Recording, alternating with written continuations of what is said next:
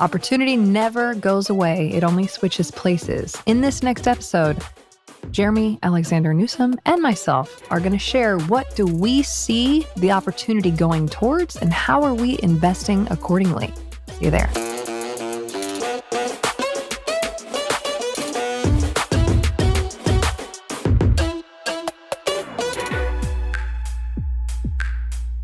Everyone's been waiting for this episode. This is the one probably. They likely skipped ahead all the other ones to get to this one. Dropping in like it's hot. All right. Uncertainty, markets, huge shift, global meltdown. Tariffs. It's all happening. People are scared. There's fear. It's palpable right now. But here's my question to you. Where's the opportunity, Britnie? What is Britnie Faith Turner investing in right now? I love studying movements, not trends. Trends come and go. A little whimsical, fun PR highlights as they come and go. And I never put a bunch of money into what's trending. What is the movement? What is the soul of the person I'm wanting to work with interested in and why? So we watched in our lifetime that minimalism became a thing. People want freedom. People don't want to be tied down. People want to be able to have their home actually be an asset. Our generation thinks so differently about the workplace. And now, after COVID, between the workplace difference and watching a lot of people die from something as simple seeming as a common cold, people are very, very interested in health and longevity. We've been talking about the silver tsunami that's coming. You want to define that really quick? What is the silver tsunami for people? Yeah. So right now we have 50,000 baby boomers retiring every day. Every day in America alone? Just the U.S. America. Just the U.S. Just the U.S. That's a lot of people. Yeah. And these people have businesses, they have resources, and they want their health at a totally different level. And so a really cool marrying for me of what I do, which is create transformative spaces through real estate investing. Legend. Yes, thank you. And arming people to be a force for good in the world. Yep. My next step is helping people remove dis-ease from their life and find healing from within. It starts with peace. It starts with purpose. It starts with that solid foundation. But there are actually treatments and habits and a new way to live that people are super hungry for. And so I've been weaving in a lot of these practices. I like to test things into what the island has currently with our existing infrastructure. And we just won, second year in a row, Forbes #1 wellness resort in the Caribbean. 2 years in a row. So excited. That's such a big deal. We don't even apply for these things. I get a Google notification that we won it again. Hey, haters. So cool. Back to back. Back to back. Yeah. Not about you haters, but it's been nice. Winning. It feels good to win. Feels nice to win. It feels good to win. But, a lot of people said we were crazy. It wasn't going to work. You know, when you say you're a wellness resort, there's such a spectrum of what that means. Yeah. And we've been bringing wellness in a way that people have never done it before. Because again, it's soul healing.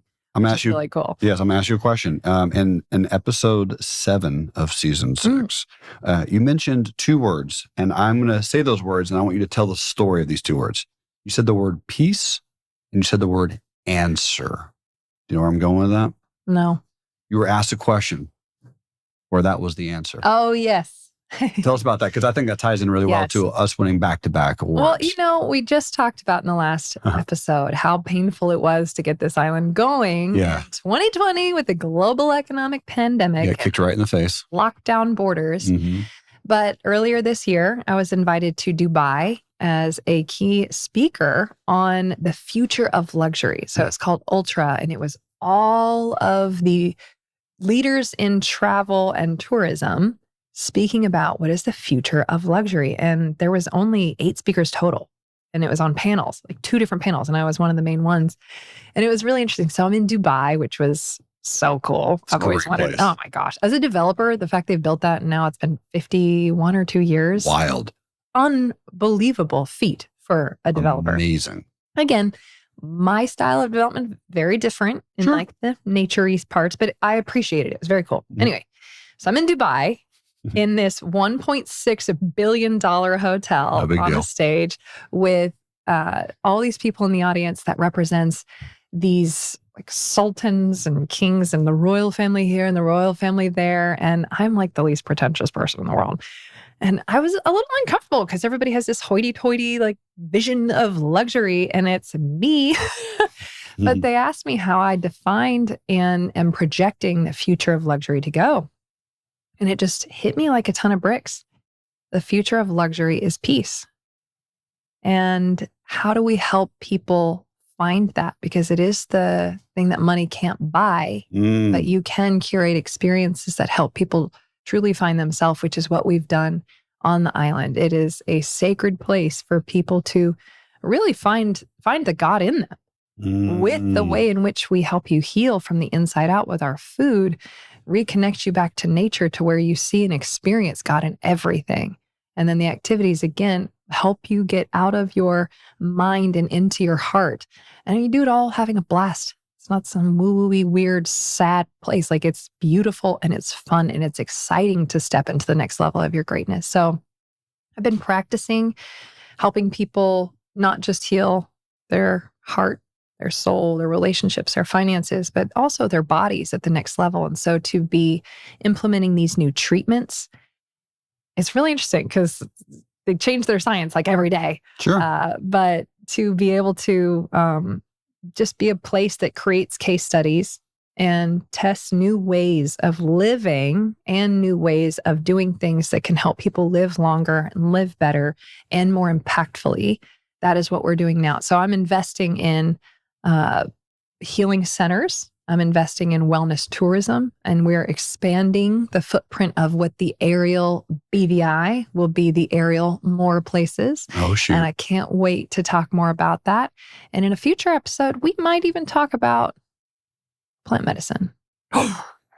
Think we should. Not happening at the aerial BVI, but we will talk about that and how am I seeing it showing up and changing the lives of our heroes and transforming perspectives of people that have been very near and dear to me. So we can talk about that later. What about you, sir? How are you investing? I love that word, wellness tourism. Yes. Yeah. Big deal. That's really awesome. For me, I think one of the interesting aspects of investing is something called PE. It's called private equity. So I've been spending all of my life, essentially my adult career, on public equity being market stocks that are currently publicly traded. But private equity is ownerships of companies that aren't in the market. Yeah. And those are where really, really astronomical returns and opportunities can be made. So you mentioned earlier, we have 50,000 people retiring every day, but those baby boomers, a lot of them have businesses. And a lot of them don't really have anyone to give it to. And they want to retire. They want to travel the world in an RV or on a cruise ship and not work. They've worked so long and they're ready to kind of like retire and relax. And they don't feel like they have enough money to do so. And they get stressed. And their number one fear is running out of money in retirement. And that's probably most people's fear, is outliving their money. Right. Well, your money disappears. And now what do you have to do? What do you do with $0? So in this situation, one of the things I'm focusing on is how can I invest into companies that are, to your point, working on impact, working on alignment, working on growth, working on opportunities, working on health, working on healing. One of my bigger investments that I made in the last 2 years, after we recorded season 3, in season 3, we talked about drinking is the new smoking.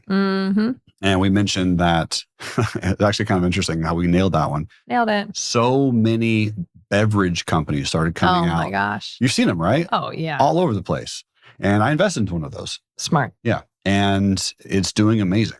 And a lot of the companies that are, for example, there's a small soda company called Poppy, and they're focusing on like the gut health, and they have low sugar, and it's really delicious drink. They just sold their brand to Pepsi for like 2.3 billion. Well, Pepsi doesn't change it. Probably. Well, they probably will. Hope they don't. But to that point, private equity is going to be a big one. These companies and these businesses that both are either being given away, they're being sold at discounts, or someone just needs to run them. There's been a lot of opportunity there for all of our listeners. all around the world, though, this is happening. So it's not just in the United States of America. We call them baby boomers here in the US, but the population of the whole globe is aging. And the largest demographic on this earth right now is an individual above the age of 47. Wow. Yeah. So and guess what? This is going to sound mean, but we're just speaking truth. Yeah. Guess what that demographic's not great at? Typically. Tell me. Technology. So you take your little young buck energy, all of the fire you've got to take a business to the next level. Yeah. You can fulfill their dream of giving that business a good home and a continued life. Yeah. But you can also probably create multiples by adding new technology, AI, better web presence to those businesses. That's actually something I did buying C/D class apartment complexes. One of the biggest things I would do to create value was rebrand their website. People would always keep the name. I'm like, why would you keep this crap name that's stupid? And it has 0.5 stars. Let's get a new name and have a new opportunity to create some new reviews as we're taking the property to the next level. But yes, just creating a not 1986 website. Right. And some better, like just the website change and attracts better clientele, which creates a multiple. And the bottom line, there's so much opportunity in absorbing these businesses, giving them offers. A lot of times the kid doesn't want to take over that business. But the person that's also their kid is their business. They don't want to see that thing die. Correct. So don't go cut their legs off or do anything weird. But if you can make good offers, knowing you can scale those businesses through technology that's available to us today, that's second nature to most of us, there's a lot of money to be made. There is. And you nailed it. I mean, I think having these opportunities and being able to help them out, I think you brought up a great point, right? The businesses that these individuals, again, all across the world are now getting into this retirement age where they don't want to work, but they created and they raised this kid, this 20-year business, and they don't want it to just disappear. They love their kid. They also want to travel and they also want to be free and they want to stop working. So there is an opportunity there. Now, one of the things that has stuck with me the most from season 1, 2, 3, 4, 5, now we're in season 6, was when you told me what Richard Branson told you, which is if you want to become a billionaire, one of the best ways to do it is take something that works in America and bring it to another country. Any successful company in the US, take it overseas. Yeah. And so saying that to say, think about that as you're doing this with these businesses that you can renovate, that you can rehab all these private equity businesses. As you're renovating those, do those exist in other countries? Right. And if the answer is no, maybe think about figuring out a way to shift it into other places as well. Do you think India might want an Uber? Whoever took Uber to India and called it something else. Whoever took, Airbnb to Italy, like all these ideas, they're going to resist it, but then you can show case studies of where it works in America. Yes. And, I actually did that all the time. I'd go to California and look at all these futuristic, cool ideas. And then I'd take them back to Nashville. And when people would argue with me, either investors or bankers, I would be able to show them real data of where it's working and why things like bringing cell phones to regions are going to work. People are going to like cell phones. There's just things that make life easier that are going to be adopted no matter what nation they are. Right.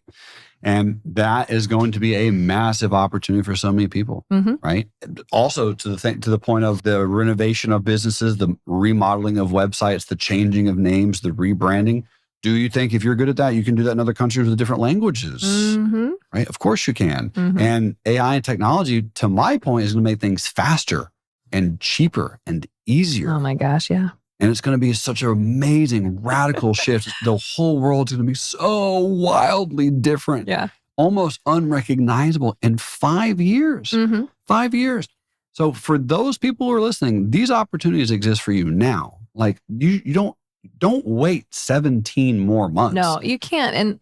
And that's the power of AI. Right. You will have a lot of people's skills replaced unless you are the opportunity creator. Yes. This is the time. AI is still up here. Yes. But in this physical world, how do you become the door opener, the connector of the dots, the visionary? And a lot of other people's like really amazing skills are going to be replaced. I mean, they're talking about this universal income, where humans are just handed money to exist. Yeah. And they don't work anymore. They don't have to. And all the jobs are taken by AI. And robots. I don't know how they're going to come up with how much each person gets, but that is something you have to know is coming. It's definitely going to happen. Yes. And so how are you going to continue to make more than the minimum? Right. Have purpose in your life, solve global issues.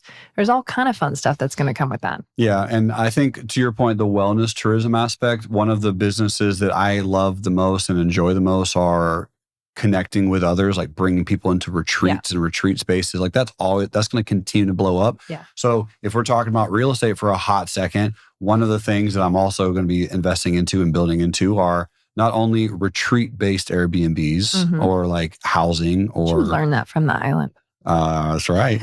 But also RV parks, because we did an RV tour for a month and a half, 2 years ago, and it was awesome. But I also noticed most of these RV parks kind of suck. They're kind of gross. They're run down. Showers are ugly. Everything is dated. Everything's kind of like kind of gross. There's no outdoor gym equipment. Ew. There's no saunas. There's no cold plunges. And you got spoiled quick on the island. I did. I got spoiled. So having saltwater infinity edge pools. Yeah, so we need more of these. Having those opportunities that exist here and having people that can travel and experience the opportunity to have very, very easily accessible wellness. Yes. Have retreats, have human connection. This is something that's never going to go away, but will become even more important with AI and robots taking over in 5 years. Is the human element, the human connection, the skin to skin, eye to eye, the face to face opportunities for elevation, for transcendence, for new awareness, for new thoughts, for new creation. That's going to be a huge. Yeah, we've seen I absolutely think you nailed it. We've seen our retreats just blow up. We're getting to waiting list status because people want something real. Yeah. They want something authentic, and they leave forever changed. Obviously, it depends on who's putting the retreat on. Yeah. But I mean, ours always sell out. Ours always. One of those weird things. Seriously, people leave with something real. And that's something they say all the time is, I'm so tired of the computer. I've changed more in 5 days than I have in 7 years because of this immersive human environment where I'm actually feeling the sun on my face, swimming in crystal clear water, and I've got my mind open at a totally different level, ready to receive because of all of these other elements. And so I absolutely believe in that. And that's one of the reasons we continue to do these retreats and together is witnessing the life change, but also knowing the less human the world gets, the more, at least deep down, humans will crave an authentic experience. Yes. And so for everyone listening out there, there's tons of opportunities there. So many ways to dive into the rejuvenation of the human soul. Yes, I love that. And I think we should talk about that a little bit more in our next episode. Let's do it.